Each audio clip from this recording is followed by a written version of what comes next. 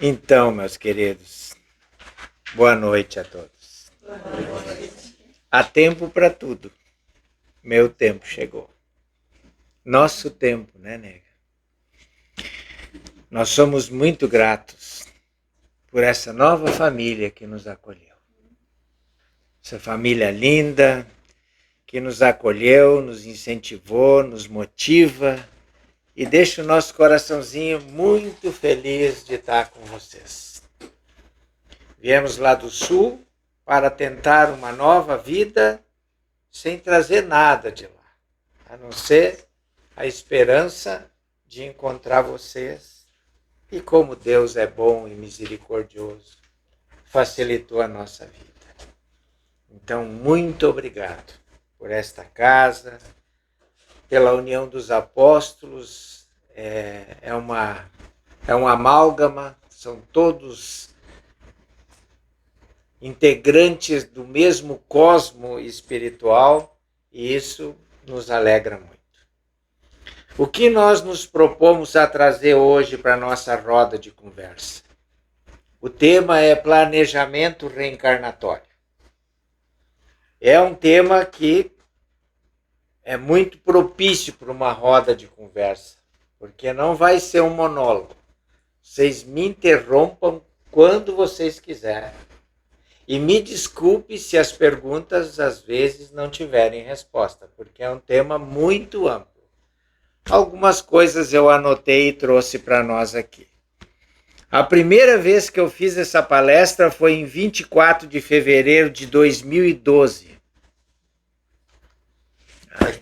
Então eu renovei ela para o momento oportuno que nós estamos aqui agora. Por que ela é importante para a compreensão da nossa vida?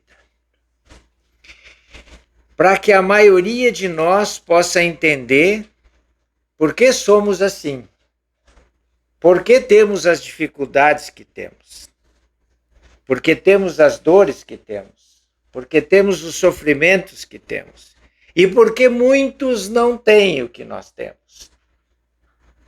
Porque a vida na Terra é assim. Então, planejamento reencarnatório abre um leque enorme de proposições, de reflexões que a gente pode ter a respeito de nós mesmos. Para que a gente possa aproveitar bem esse assunto, e eu trouxe aqui, no Livro dos Espíritos, a partir da questão 171 e depois da questão 258, tem muito material do que eu vou ler e vou debater com vocês. Também foi retirado do livro A Vida Continua, da coleção André Luiz, do Nosso Lar, dos Missionários da Luz e do livro Memórias de um Suicida, de Ione do Amaral Pereira. Então, esse material, ele foi... e tem mais uma questão que eu vou tratar no meio da nossa palestra, que é sobre os 4 grupos de espíritos divididos que reencarnam. Então, somos divididos, segundo esse estudo, em 4 grandes grupos, que se subdividem em itens e nós vamos mostrar aqui. E o curioso desse estudo é que nós vamos automaticamente tentar nos enquadrar em um dos grupos. Nós vamos escutando e vamos achando que um dos grupos é o que nós representamos, que a nossa vida representa. Para que tudo isso tenha assento em nossa inteligência e no nosso coração, algumas premissas são necessárias. A gente precisa acreditar em Deus. Se alguém aqui, hoje, não acredita em Deus, vai ter dificuldade de compreender o que eu vou falar. E eu vou avançar um pouco, não só acreditar em Deus, mas na sua bondade e na sua justiça. Porque ela está assentada numa grande lei que rege as nossas vidas, que é a lei de reencarnação. A entrada e saída da carne, que o espírito faz sistematicamente até se tornar perfeito, é uma lei de Deus.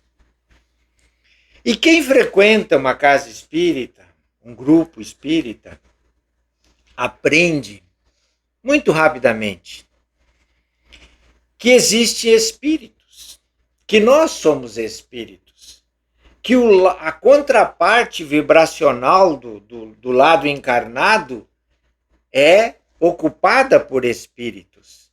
E eles são de toda a natureza.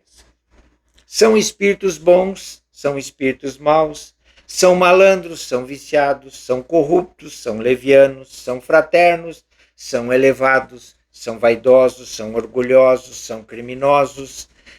Possuem as mais diversas habilidades que adquiriram na Terra quando encarnados em vidas passadas. Vale para nós. A gente aprende também que lá nesta parte vibracional, onde os espíritos vivem, existem cidades, existem estudos, estados de felicidade, de infelicidade, de moralidade, de ética, de maldade, tanto quanto aqui no lado encarnado. A única diferença é que lá tem quase 4 vezes mais habitantes do que aqui. Com certeza 25 bilhões tem lá do outro lado. Né? Mas todos reencarnam. Nós reencarnamos. Então, dentro deste aspecto, todos nós tendemos à perfeição. E Deus nos faculta os meios de alcançar, proporcionando as provações da vida corporal, porém, sua justiça nos concede realizar sempre em novas existências aquilo que não fizemos direito ou que nos equivocamos. Por que eu estou dizendo isso? Para que a gente tenha absoluta certeza de que não existe improvisação nos planejamentos reencarnatórios de nenhum de nós. De nenhum de nós. Existe uma lógica, uma planificação fundamentada. E neste sentido, a escolha das provas no planejamento reencarnatório merece todos os cuidados. Oi. E a reencarnação aleatória, compulsória, como é que funciona? Vou falar dela depois. Vou falar. Nos 4 grupos que eu vou citar, a primeira é a reencarnação dos inconscientes, que são as compulsórias. Mas chego lá, tá?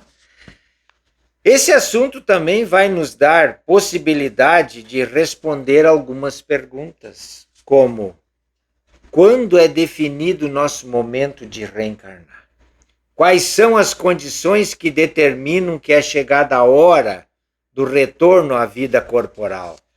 Podemos selecionar as provas ou experiências que vivenciaremos no plano físico? Que critérios são utilizados, por exemplo, para a escolha dos nossos pais, dos nossos familiares, da cidade, do país onde nós vamos renascer? Como são definidas as questões relativas ao casamento, aos filhos, à profissão? Tudo isso, gente, a doutrina espírita coloca a nosso dispor, com respostas convincentes sobre todas essas questões. Porque nós, na medida em que temos consciência da nossa inferioridade, ganhamos esperança, ganhamos conforto, ganhamos força na doutrina da reencarnação. Ela é motivadora para nós, na medida que a gente compreende ela. E tem assim, até na vida encarnada, aquele ditado que diz que nós, depois de um certo tempo, já lá na terceira idade, começamos a lembrar que muita coisa que nós aprendemos não vai ser mais possível aplicar porque nós não vamos mais ter tempo de aplicar. A reencarnação nos permite pensar diferente. Porque o que nós não puder aplicar aqui, nós vamos aplicar na próxima existência. Nós não perdemos nada. Então, gente, chegamos à tua pergunta, Isa. Do livro Epistemologia, Ética e Método da Escola de Síntese, não é um livro espírita, mas lei de Deus é lei de Deus, onde ela estiver posta a gente pode ocupar. Né? É um livro que fala sobre a protossíntese cósmica, não é um livro fácil, mas eu consegui encontrar veraneando em Maceió, né, Neguinha? Entramos numa livraria e eu dei de cara com o livro. Eu digo, esse é meu. Esse é meu. O que tem lá? Lá tem muita coisa boa. E entre elas temos esta divisão que vai nos trazer muitos questionamentos. Como o ser espiritual, que nós chamamos de espírito, reencarna? Em 4 grupos. O grupo A, a reencarnação do ser espiritual com o corpo astral anômalo, anormal, defeituoso. Nós estamos falando daquelas reencarnações urgentes, que são espíritos inconscientes que não podem opinar sobre o tratamento que vão sofrer. Foram seres endurecidos que se encarceraram no mal e nunca cogitaram de se melhorar. Usaram e abusaram da lei, foram às vezes grandes pensadores, cientistas, sacerdotes, cultos, usurparam de muitos. Podemos citar parricidas, genocidas, suicidas, arraigados às falanges das trevas. Vão precisar de muitas reencarnações para serem despertados. Muitas. Saem, Isa, das profundezas do umbral para um posto de socorro ainda no umbral, onde é através da engenharia sideral dos prepostos de Jesus, onde é planejado uma encarnação para que eles comecem a adquirir, por exemplo, um corpo físico igual ao nosso novamente. Muitos nem têm mais o corpo físico humano. São bichos, são ovoides, são monstros. Ou por deliberação própria, porque a nossa mente pode plasmar o corpo que a gente quer, ou por situação hipnótica dos senhores das trevas que acabam escravizando esse pessoal nas profundezas do umbral. São trazidos para a encarnação. Às vezes dura 15 dias, um mês, uma semana e desencarna. Porque o que precisava e o que era importante era começar a moldar novamente um corpo humano. Para aquela peça. Para aquilo que eles perderam por vontade própria. Mas os ovoides também, além de serem seres, às vezes, maus, também são aqueles que se fecham, né? Ou por culpas, né? Que levam de uma encarnação muito culpados, né? Eles se fecham na sua consciência. Geralmente esses arrependimentos, essas culpas violentas em razão dos débitos contraídos são aproveitados pelos senhores das trevas e são escravizados no plano astral inferior, né? e passam a trabalhar para os gênios do mal. Esse é um subitem. O segundo subitem desse tipo de reencarnação são as reencarnações semiconscientes, que é aquele ser espiritual que já não tem tanta urgência para reencarnar, mas que requer, às vezes, os mesmos cuidados da reencarnação compulsória ou inconsciente. Porque este ser já tem períodos de lucidez, embora ainda tenha grandes períodos de inconsciência e verdadeiros pesadelos, em razão da alienação que se encontra.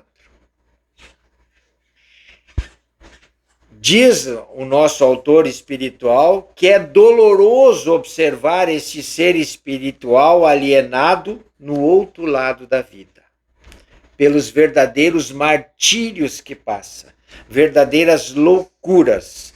O único remédio para essas mentes semi-adormecidas é o entrechoque do sofrimento na reencarnação que ele vai ser submetido. Ainda não nos toca muito isso, né? Ainda não tocou o nosso fiozinho, porque a gente não se enquadra nisso aqui. Naturalmente a gente sabe que não estamos falando de nós.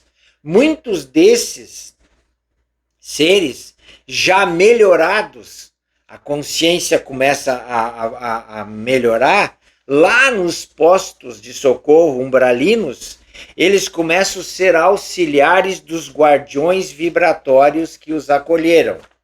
E alguns desses conseguem um espírito missionário para auxiliar na sua reencarnação, que não será fácil. Isso aí também não acontece nas sessões espíritas, esse auxílio a esse grupo de espíritos?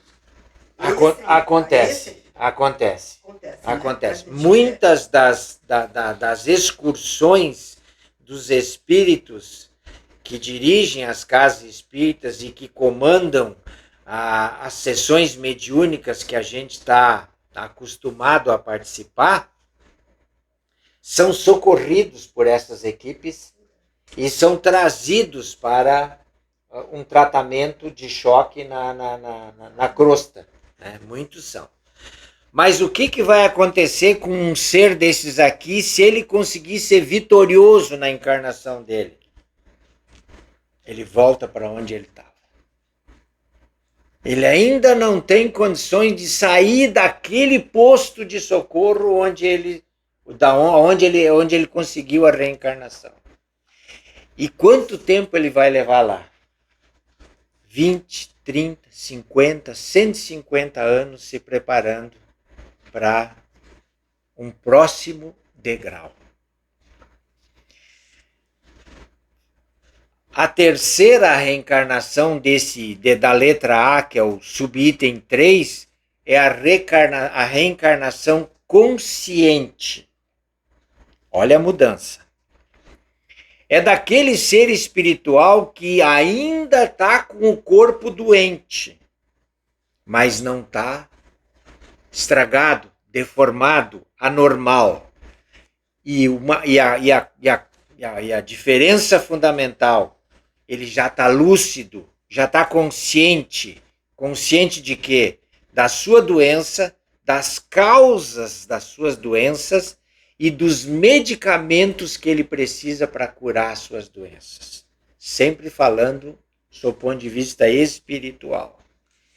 Já senta na mesa para poder planejar a sua encarnação. Este ser já senta na mesa para começar a lidar com os seus erros, com os seus débitos e com as suas vidas passadas. Ele já tem capacidade mental de lembrar um pouco daquilo que ele fez em vidas anteriores. Muito embora os espíritos organizadores do processo tenham todo o cuidado para fazer uma abertura parcial das lembranças, que é para não enlouquecê-lo. 80%. No livro Nosso Lar, se vocês lembrem da Laura, a Laura, ela é a avó do Lísias. Ela e o marido, certa feita, tiveram a curiosidade de saber sobre as vidas anteriores. Tá no livro isso. E eles foram lá no ministério responsável pelas reencarnações e pediram para saber sobre as suas reencarnações anteriores. Foram alertados pelos responsáveis pelo processo do cuidado que tem que ter para abrir esse tipo de informação. Quando eles recuaram 200 anos, a Laura não quis mais saber. Ela não quis mais saber. Tamanho era o sentimento de culpa que começou a aflorar em relação aos erros cometidos. O juízo mais potente que existe é a nossa consciência. É a nossa consciência. Este ser já está bem melhorado. A gente já pode começar a fazer avaliações das nossas vidas. Mas vamos dar uma palhinha melhorada nisso? Vamos. Vamos para o grupo B, então.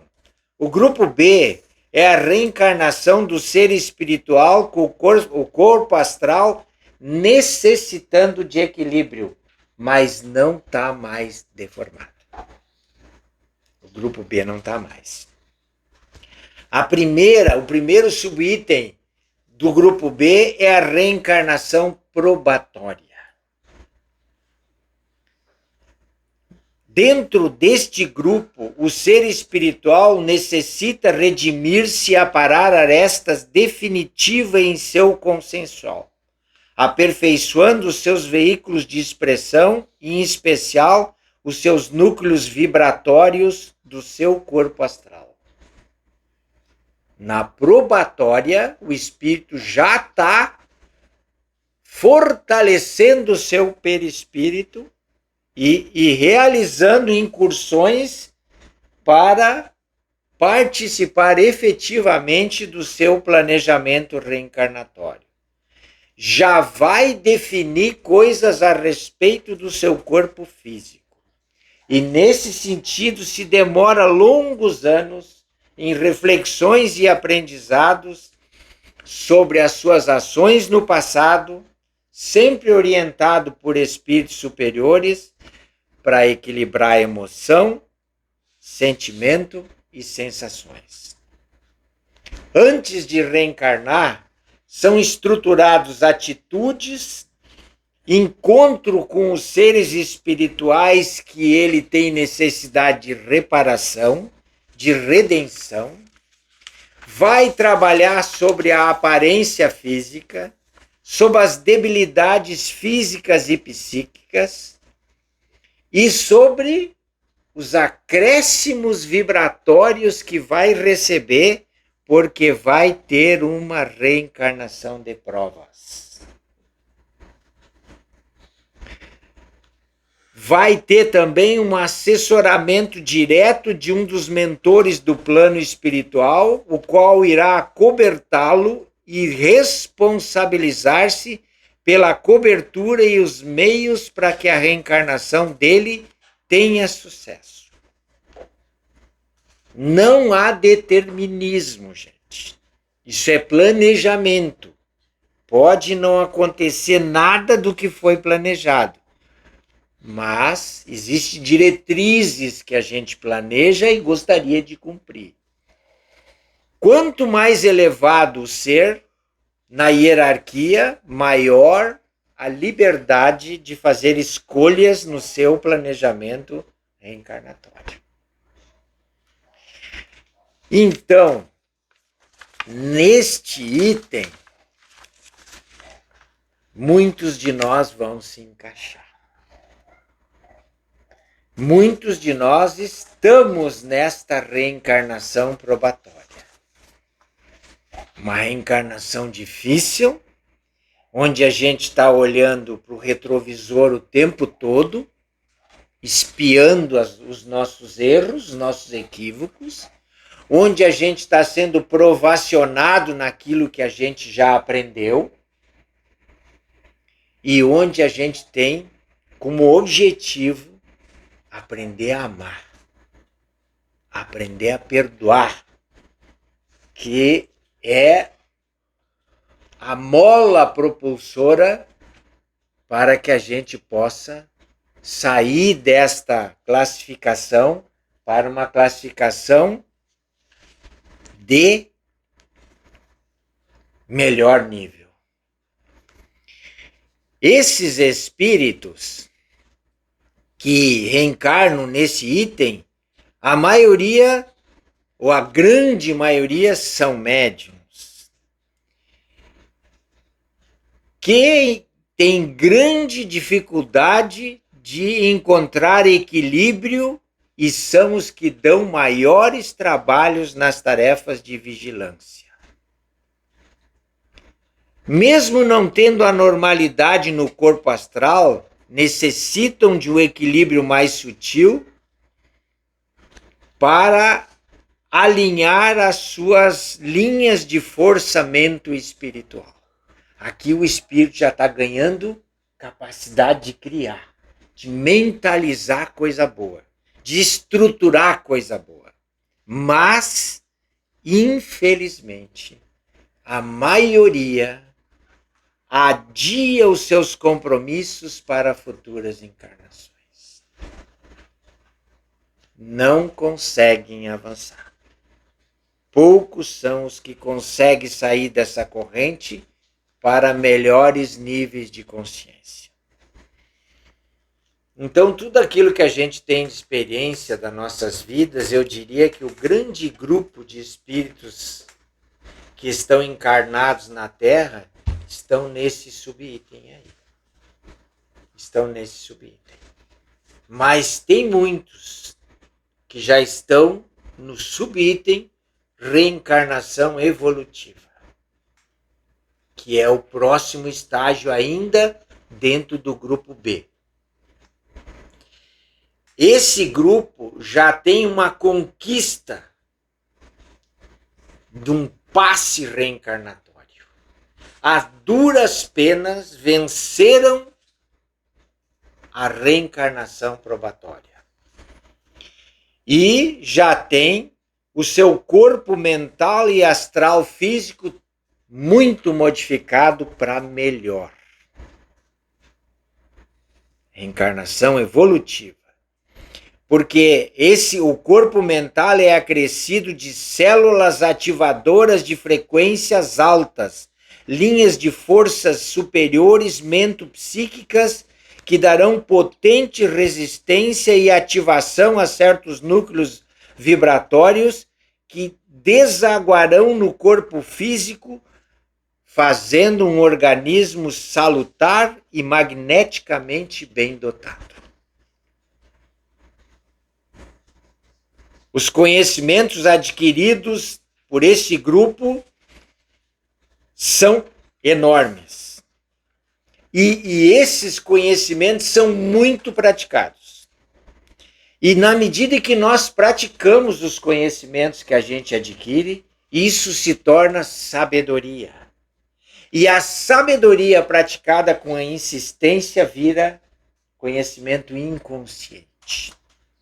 Automaticamente a gente faz isso. Porque o que nós hoje fazemos com muita frequência automaticamente é acionar a fera que ainda está dentro de nós. Quando a gente é atacado, a gente revide. Quando a gente é injustiçado, a gente protesta. A fera se apresenta com muita facilidade, que é o nosso instinto do estágio anterior que nós vivemos. Mas esse espírito, na reencarnação evolutiva, ele já está colocando no inconsciente a condição humana dele. E não, o animal ficou dormindo. O animal foi arquivado.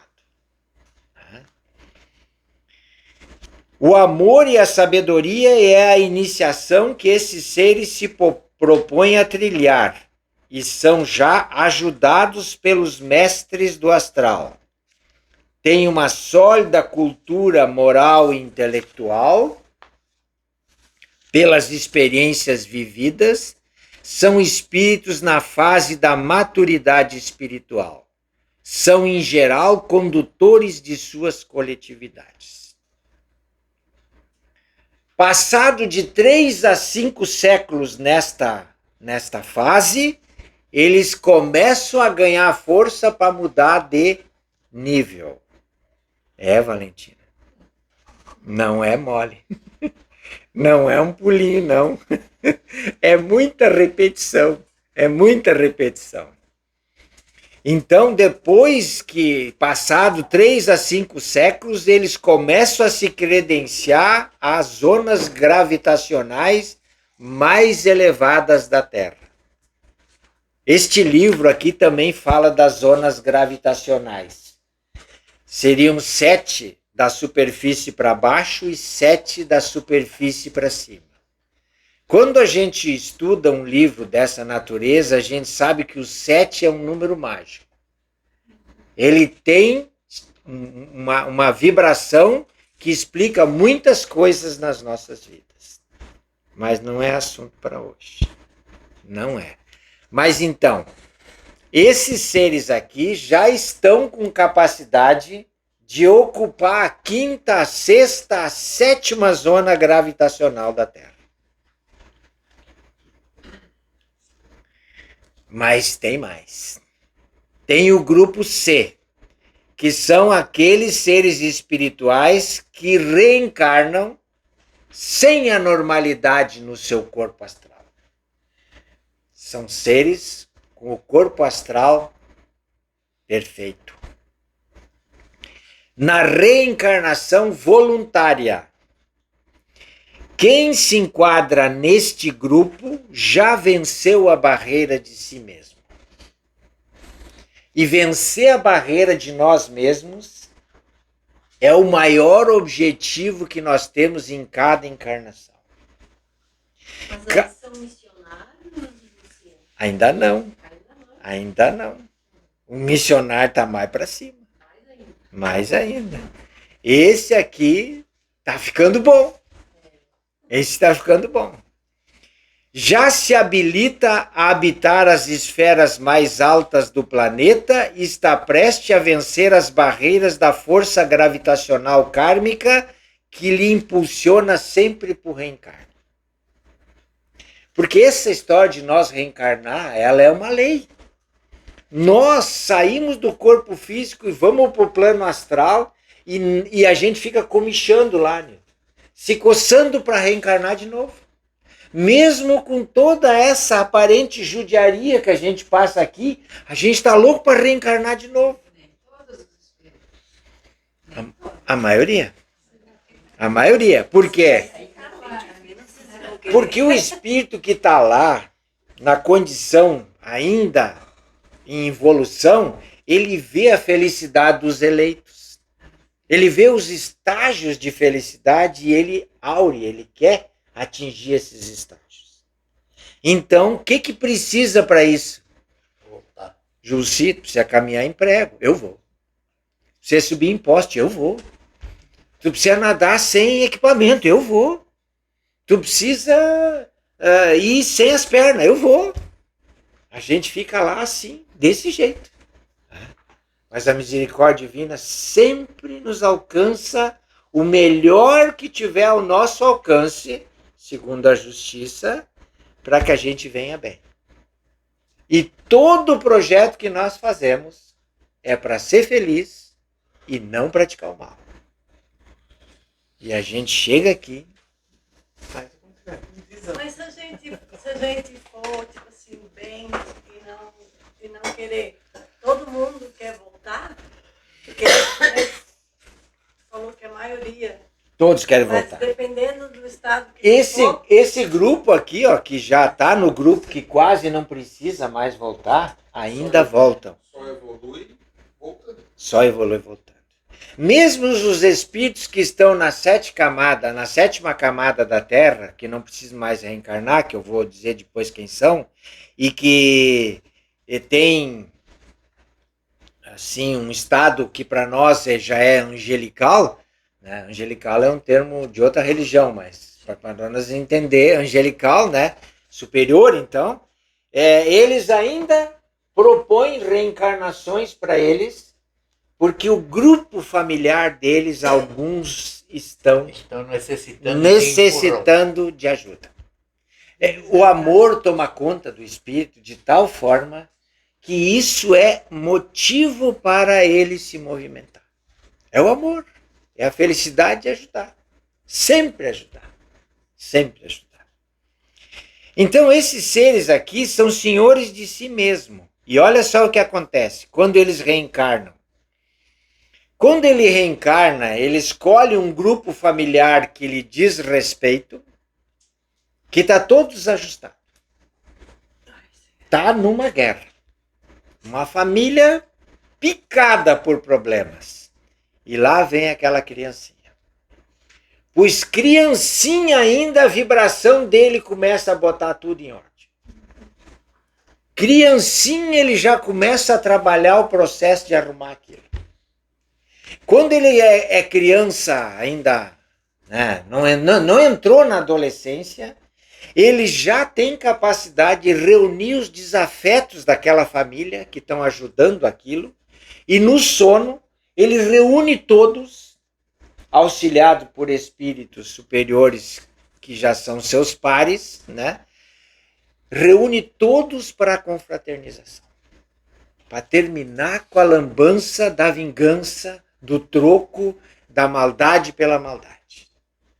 Essa é a missão que ele se propõe quando ele reencarna numa família desajustada.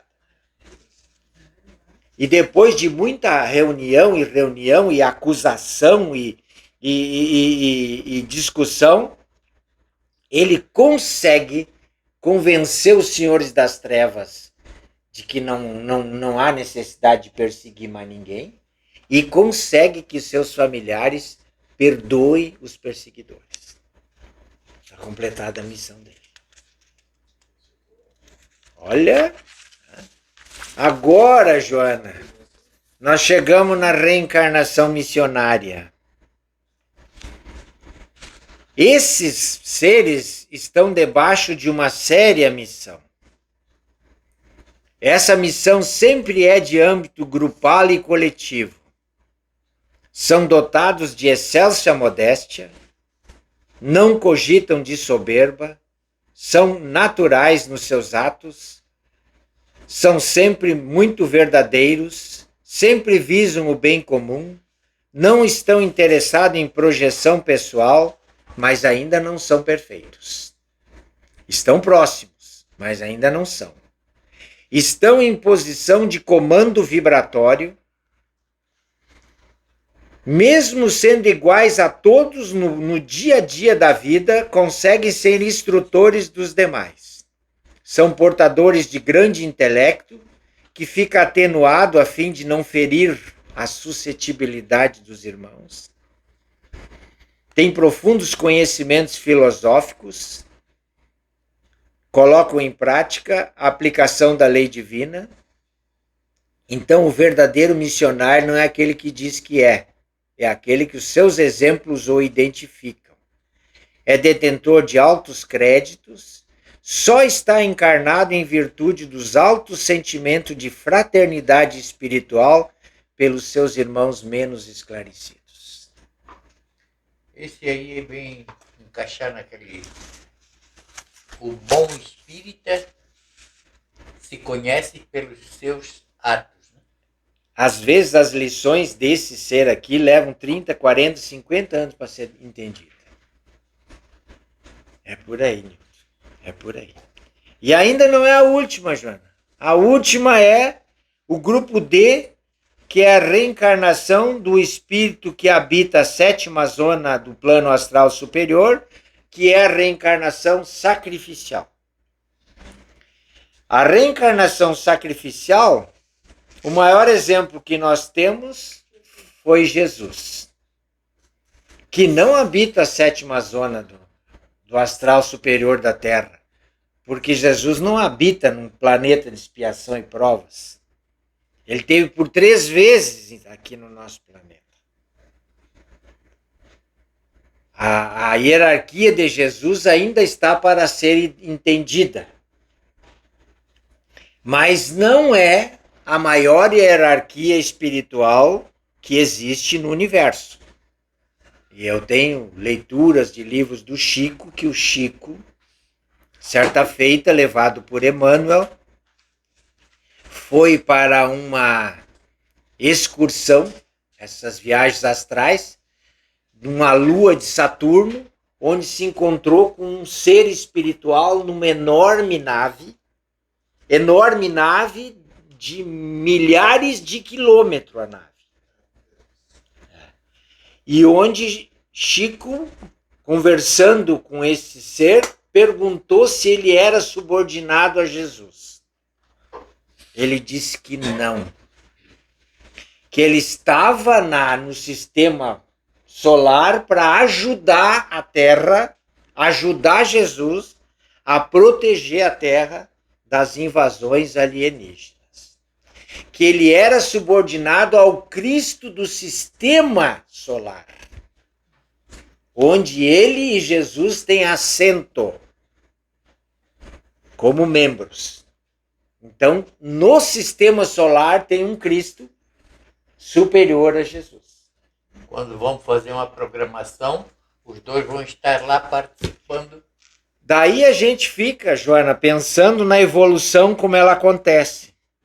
Este ser que nós chamamos de Jesus, que eu acabei de rebaixar agora gramaticalmente, né? E os evangelizandos não discutem. Há 4,5 bilhões de anos comandou a criação da Terra. E é o comandante da Terra até hoje. Então imagine a Terra um grão de areia.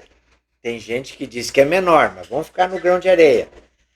De um sistema macro, onde o universo tem bilhões de galáxias. E o sistema solar é um dos bilhões de uma galáxia. Então, quantos Cristos tem nesse universo? Saudemos a nossa ignorância. Deixa assim por enquanto. Não vamos entrar nessa... Quem sabe um dia, né? Mas vamos citar aqui alguns que vocês podem concordar que fizeram reencarnação sacrificial abaixo de Jesus. Buda, Rama, Krishna, Forri, Pitágoras, Sócrates, Moisés. Porque ainda vamos um dia entender que Moisés conversava com Jesus, não com Deus. Conversava com Jesus. Na montanha para conversar com Dentro ele. disso que eu falei agora, gente, Deus é o comandante de tudo isso que eu falei que falta ar. Então, era Jesus que Moisés conversava. Quem comandou e criou a terra e comanda até hoje, comandou todo o processo que levou um dos seus avatares a fazer o que fez, que foi Moisés. Então, gente, saímos da roda das encarnações. Onde nós nos enquadramos, Isa? Na D, né? Na B. Na B. Na B. Na B. Eu acredito que nós estamos na B. A maioria na reencarnação probatória, no B1, né? Que já está muito bom. Nós não estamos na A, está muito bom, né? Isso quer dizer que nós já estudamos um pouco. Já estudamos um pouco. É importante a gente dar o tamanho do significado da nossa existência e, se possível, nunca nos menosprezar. Nós somos divinos, gente. Nós somos divinos. A gente é pequeno ainda, a gente tem muito que andar, mas nós já temos a mente criadora. Nós já temos capacidade de amar. Nós já temos capacidade de compreender o nosso irmão, de fazer o que a Teresa disse, de passar por um irmão com um carrinho de latinha ou um catador e dar importância, e conversar com ele, e perguntar como ele está. A gente já tem esse sentimento dentro da gente. Isso é muito. Isso é muito. Muito embora a maioria de nós não faça. Mas nós temos possibilidade de fazer. E daí a gente vê agrupamentos que nem o nosso, que tem muitos. Muitos e muitos e muitos. O Brasil, ele é religioso por natureza. Grupamentos que nem o nosso, que se reúne para o exercício do amor, para aprender finalmente o que Jesus quis dizer no Sermão da Montanha, nas bem-aventuranças. O que significou aquele sacrifício que ele fez por nós, que até hoje a gente não consegue encaixar, que nós criamos a teoria de que foi para nos tirar os pecados do mundo. Imagina. Então, nós começamos a passar dessa fase infantil para a fase da adolescência, sabendo que a gente pode fazer muito. A gente pode fazer muito. E está proliferando exercícios de amor em roda da gente. É só a gente olhar com bons olhos. Seguindo o nosso trabalhinho aqui. Rapidinho, posso fazer uma pergunta? Claro. Seguindo na ideia das 4 opções de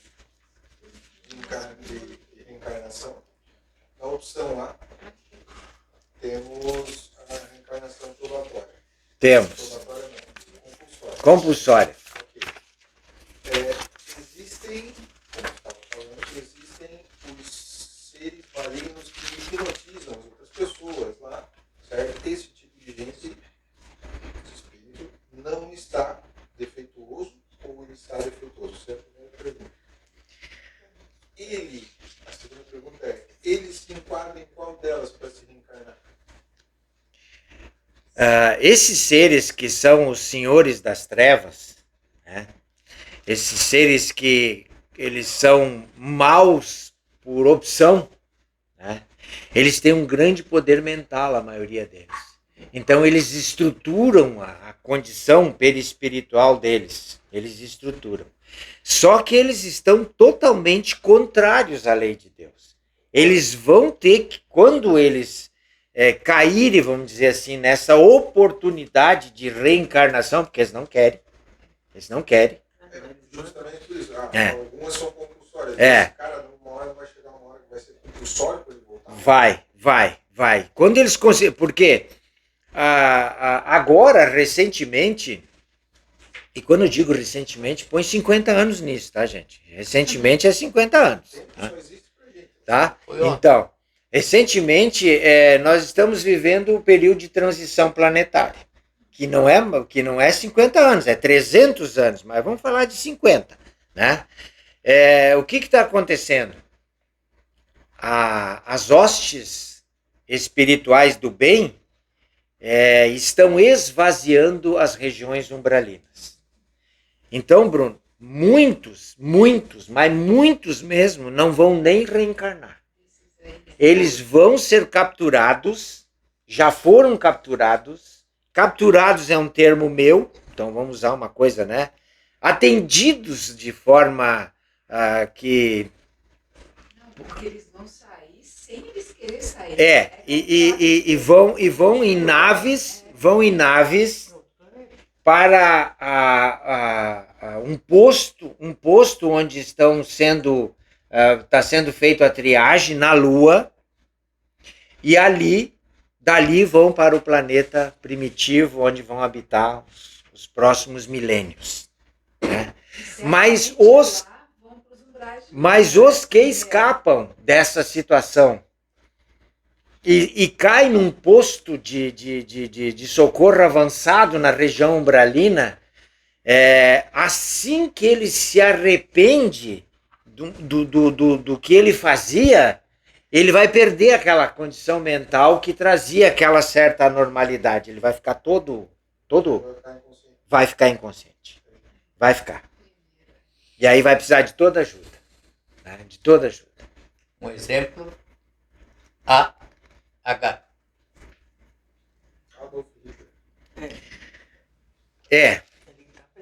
Ele foi levado da Terra porque ele estava já na iminência de se preparar para... Pelo que a gente leu, e tem pouca coisa a respeito, ele nem foi para Umbral, ele foi exilado para Plutão. Né? Para Plutão. Porque a misericórdia divina teve que fazer com Hitler um afastamento vibratório da Terra, por causa dos inimigos eram tantos que perseguiam ele, que buscavam ele, que para proteger ele teve que botar ele num outro planeta do sistema. Então ele tinha alguma coisa boa lá dentro, né? Era, Alguém protegeu ele, né? Que ele tinha, na Terra, ele trabalhou muito na iminência de modificar o ser humano. Que era um trabalho boa, superior, né, ao Criador. O pior que seja, uma coisa tem. Ele é um exemplo que sempre vem à mente da gente, né? Mas nós tivemos outros fascistas, né, que criaram enormes dificuldades para a humanidade. Né? Ainda tem. E assim como nós temos figuras como Gandhi, né, como Chico Xavier, e outros espíritos que vieram modificar positivamente a vibração do planeta, nós também tivemos encarnações de espíritos com alto poder mental que trouxeram grandes prejuízos para a comunidade planetária. Grandes prejuízos. Então, quando a gente está diante de um político, né, que a gente acha que é um facínora, ora por ele. Ora por ele. Não blasfema ele, não maldiz. Não maltrata ele, porque não adianta. Ele precisa de oração, é um doente. E eu não estou citando ninguém, eu só estou falando daquele que a gente não gosta. Aquele que a gente acha que prejudica. É um ser doente.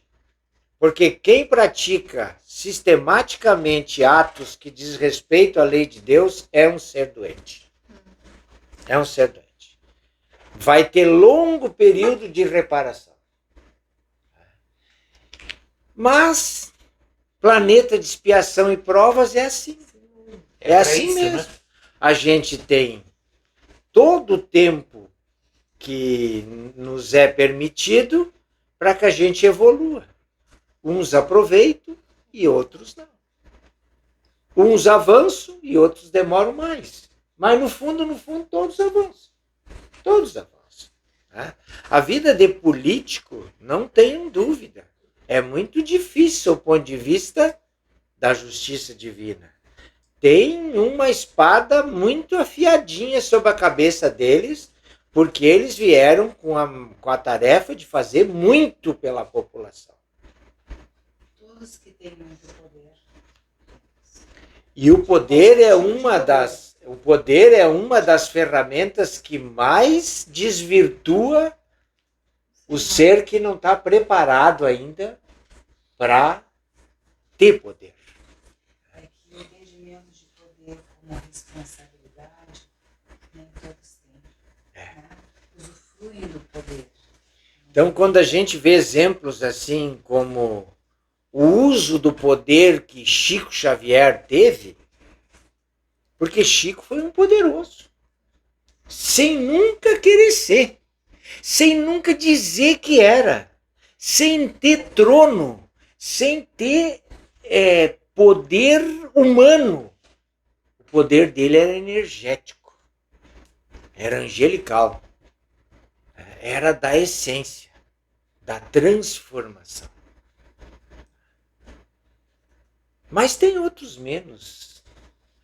Uma vez eu disse para a psiquiatra da minha esposa que eu estava substituindo o medo por amor. E ela, pode ser, ela disse. Só que nós vamos ensinar isso. Tem uma frase que diz assim, né? Queres conhecer o caráter de uma pessoa, dá poder para ela. Exatamente. Sabe que o medo, ele é da natureza humana. Mas estou falando do medo bom. Aquele medo que nos protege, que não nos faz praticar insanidade, que evita os perigos que eventualmente a nossa imaturidade possa nos levar. Mas o medo que tu está falando é o medo de enfrentar as coisas naturais, né? As coisas que são desafiadoras. Esse medo é uma trava. Esse medo é uma trava. Né? Dá para substituir. E dá para substituir. Mas eu diria que esse medo tu substitui primeiro pela coragem. Primeiro pela coragem. Sabe? Eu tenho medo dessa pontezinha, mas eu vou passar ela. Não, mas a minha canela está tremendo, mas eu vou passar. E eu vou passar. Te borra todo, mas passa. Tu ganhou coragem. Coragem.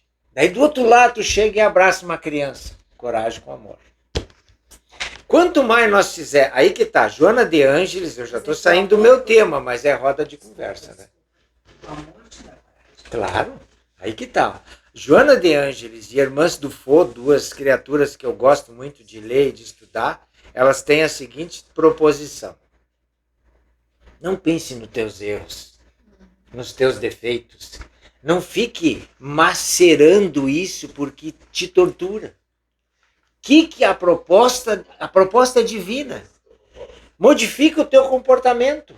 A partir de hoje, não interessa o que eu fui ontem. A partir de hoje eu vou ser diferente. A partir de hoje eu vou fazer coisas novas e boas. Cria um quadro mental para isso. E aí vem a história da energia das coisas boas, do amor, da compreensão, da tolerância. O amor tem uma subdivisão infinita. Tolerância. Primeiro tem a consciência, né? Antes de tudo isso. O que acontece quando eu começo a fazer isso? É muito traiçoeira, né?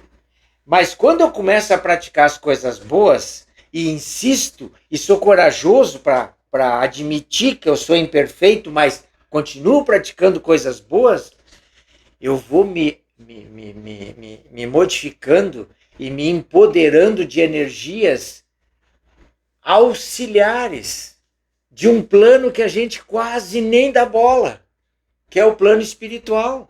Nossa racionalidade fez com que a gente achasse que nós podíamos fazer tudo. A gente pode fazer muito pouco.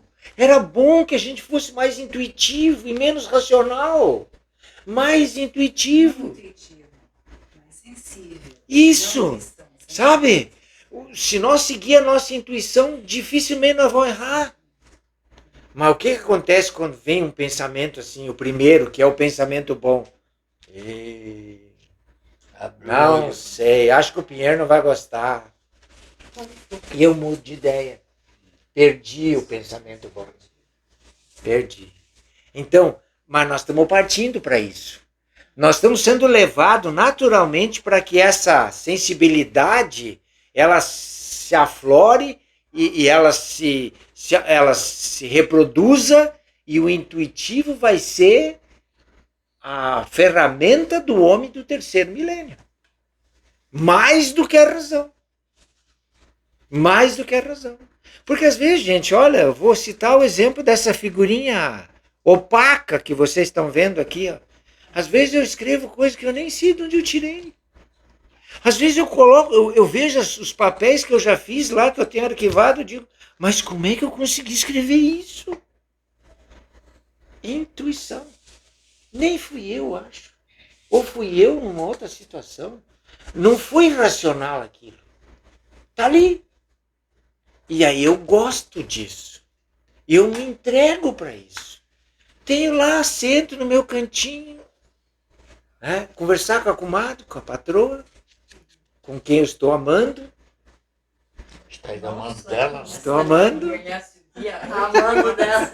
Estou amando dela. Né? E a gente troca ideia nesse sentido e vai aflorando essa coisa que não tem, a gente não pega isso, não tá, o sentido não percebe. Mas é que nessa conversa os espíritos chegam e fazem o trabalho. Vão potencializar. 459. Tá aqui, tá aqui. Aqui eu já disse, tem aquele momento que aquela encarnação ela é favorecida. Ela é favorecida, ela é potencializada. Tudo. Tá? Nessa dimensão, tudo que tu alimenta cresce. Exatamente. Posso te dar uma frase? Pode. Nunca diga não. Agora eu não posso, mas daqui a pouco, quem Sim. sabe? Para as oportunidades é um desperdício. Para as oportunidades é um desperdício. Pois é. Eu sabia que eu não ia avançar muito, né? Mas é assim mesmo, a gente tem que conversar. Roda de conversa é isso. E essa roda de conversa tanto nos dá informação, como nós entregamos informação, né? Então, gente, assim, ó, já partindo para o nosso encerramento, Você está só olhando no relógio por quê? porque 9h, 15 para as 9 já não é hora de terminar. Não, nós não temos hora. 9? Não, é uma roda. Essa Ah. roda não tem tamanho. Olha. Bom, então o que nós precisamos saber? Quanto mais elevado o espírito for, mais liberdade ele tem de escolha no seu planejamento. Quanto mais elevado, mais liberdade tem para escolher. Quanto mais inferior, menos liberdade tem. Ao ponto das reencarnações compulsórias. Né? Mas quando chega na consciente, na probatória, ali já opina muito. Já opina muito. E entre os elevados que escolhem, olha, os elevados, os espíritos elevados, eles têm tantas... regalia já seria prêmio, não é regalia. Eles têm tantos méritos que eles não passam nem pela hereditariedade. Eles não passam. Eles moldam o corpo e a estrutura do seu perispírito segundo o seu grau de evolução. Já os espíritos inferiores são submetidos à hereditariedade. Tem que passar pelo crivo da mãe e do pai. E acham bom. Acham ótimo, porque encarnar é o que importa. Encarnar é o que importa. Né? E entre os que não opinam nada e os que opinam tudo, existe o grupo do meio. Que eu acredito que é o nosso grupo. Né? Que podem opinar em algumas coisas e as outras são impostas. Muitas coisas que nós estamos passando nesta vida foram impostas. Imposta no bom sentido, assim, ó. Ô, Jussi, tá na hora de tu te reconciliar com a Isa e com o Newton. Tu acha? Não quero saber, nós moram lá em Bombinhas, eu moro aqui em Santa Cruz.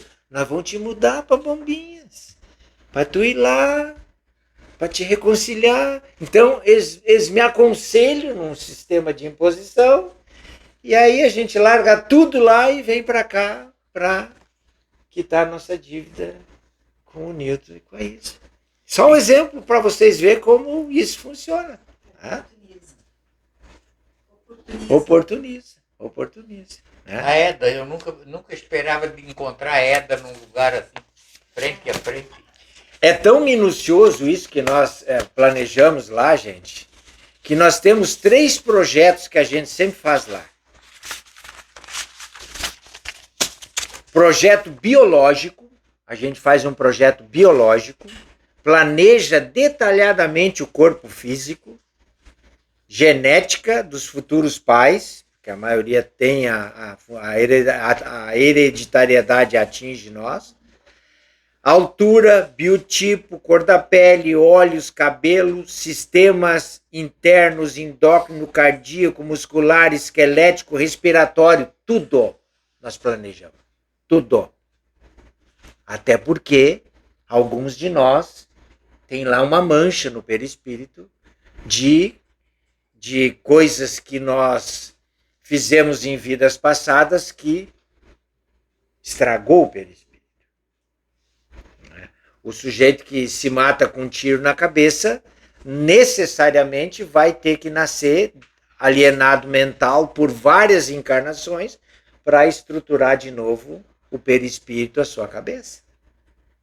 Quem se envenena vai nascer com câncer no aparelho digestivo porque deteriorou toda essa faixa do seu perispírito. O fumante vai ter problema no pulmão. O sistematicamente mal vai ter problema de coração. Coração é interessante, gente. Mas além do biológico, nós também temos o projeto social. Oi? Sim. Quantas coisas em nossa. A gente tem novas personalidades, né? Esse passado sofridas ainda, né? A gente nos influenciando o tempo todo. Sem dúvida. Mas a gente pode curar essas personalidades. Pode. Com o nosso caminhar. Sim. Né? Modificação. Tem comigo, né, você, seja, por isso que eu estou criando essa coisa, que inclusive essas coisas, essas manchas, pode curar também.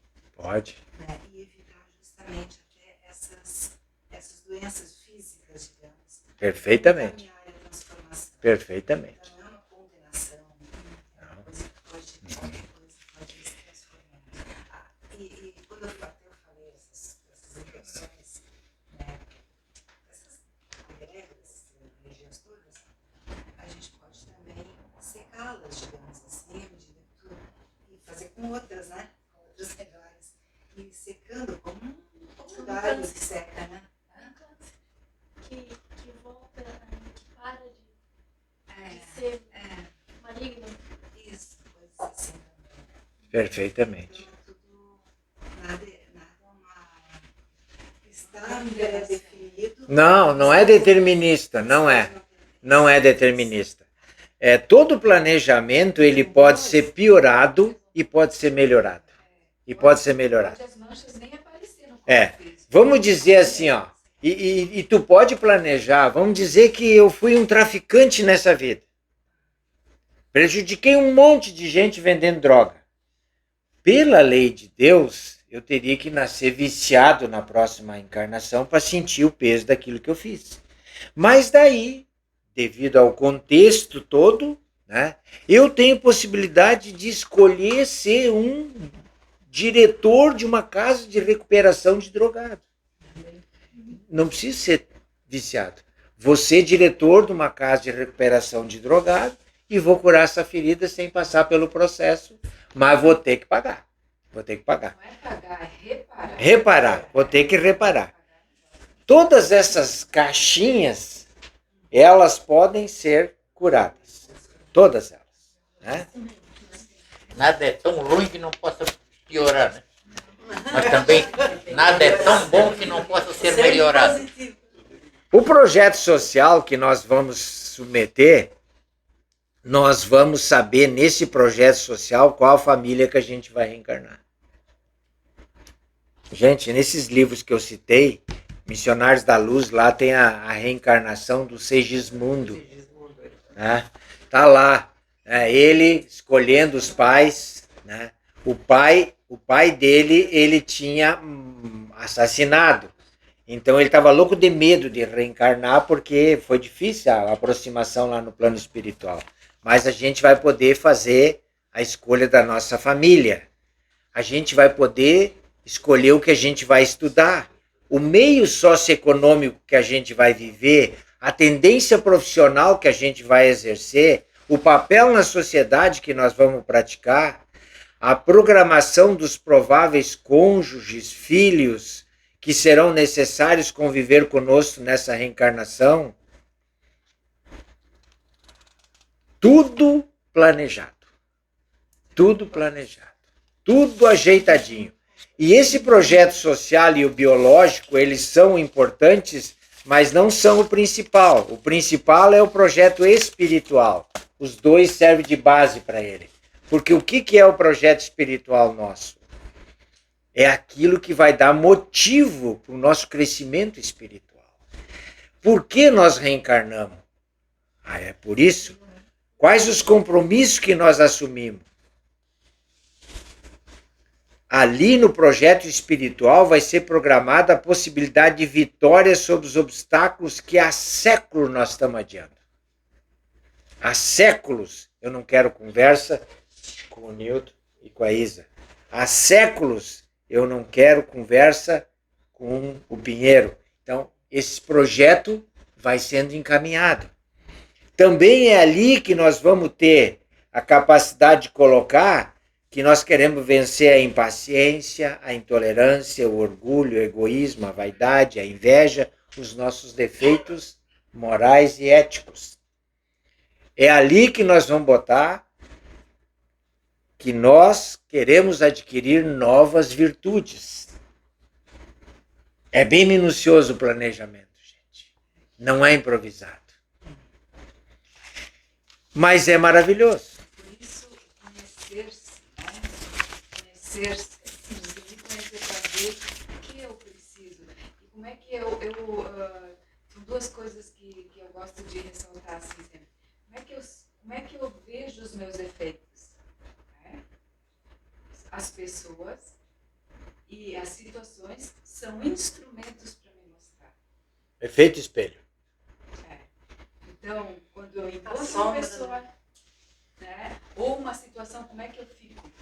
Aquilo ali eu preciso melhorar. Quando a gente está assim numa situação de adversidade, né, a gente está sendo ofendido, a gente está sendo agredido, a gente está sendo maltratado, a gente se coloca na posição de vítima.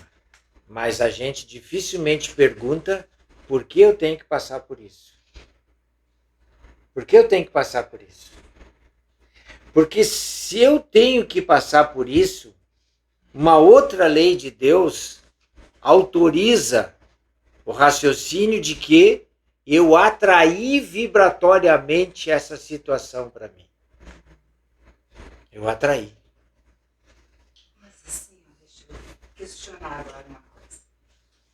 Nós tivemos, em cada encarnação, nós tivemos sociedades diferentes, éticas diferentes. Né? E temos ainda conosco, encarnados ou na universidade, essas noções.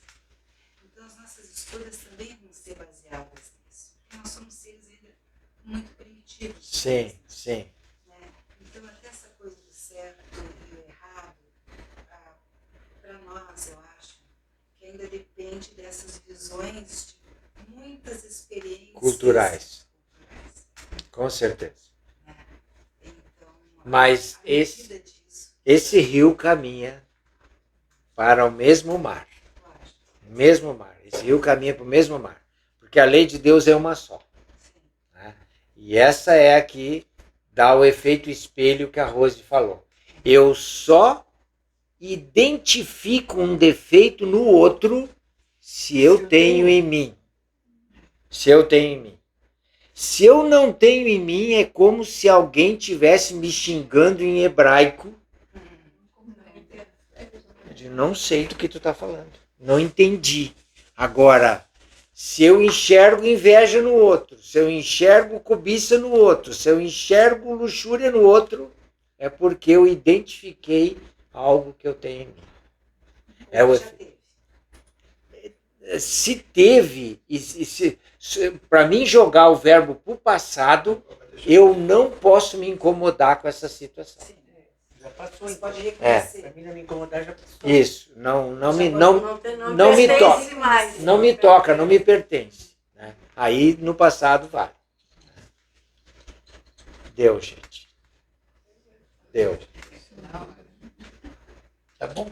Tá. Só uma coisa aí, ó. Se a gente olhar os nossos defeitos passados com amor, olhar para o futuro, ter esperança, ter coragem, ter otimismo pro bem. A gente vai ter evoluído bastante, né? Sim. Essa encarnação é um presente, porque ela te proporciona tu lidar com essas situações que tu não soube lidar direito, e ela te proporciona plantar o que tu vai querer ser na próxima encarnação. Faça o melhor que tu puder hoje, que a tua próxima encarnação vai ser sequência do que tu tá fazendo.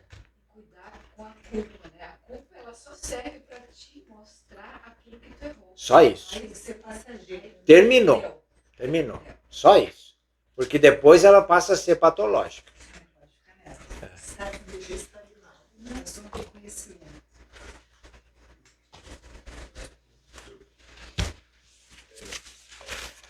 A Teresa vai fazer a prece.